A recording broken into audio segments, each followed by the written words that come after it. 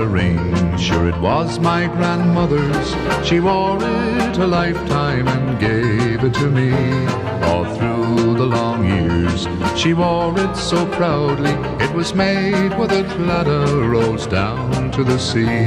What tales it could tell of trials and of hardships and of grand happy days when the whole world could sing.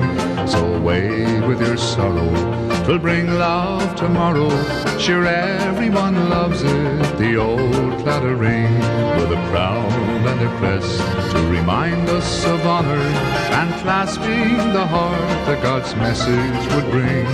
Circle of gold always kept us contented, with true love entwined in the old Claddagh ring.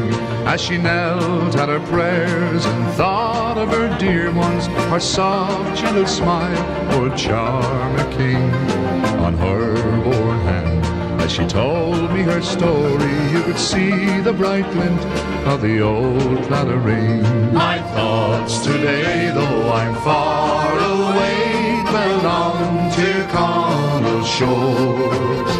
The saucy air and the colleen's fair and lovely green below. There's a flower there beyond compare that I'll cherish evermore. That grand colleen in her gown of green, she's the rose of Oranmore.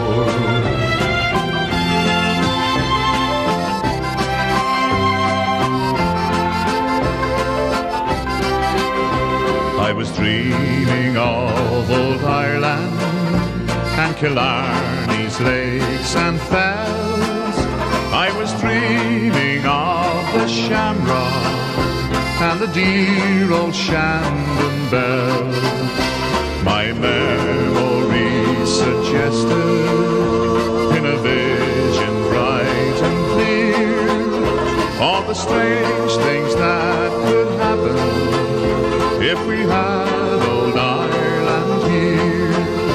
If the Blarney Stone stood out on Sydney Harbour and Dublin town to Melbourne came to stay, if the river Shannon flowed through Brisbane waters and Killarney's lakes flowed into Botany Bay, if the Shandon bells rang out in old Fremantle and County Cork at Adelaide did appear, Ireland's sons would never roam, they would always stay at home.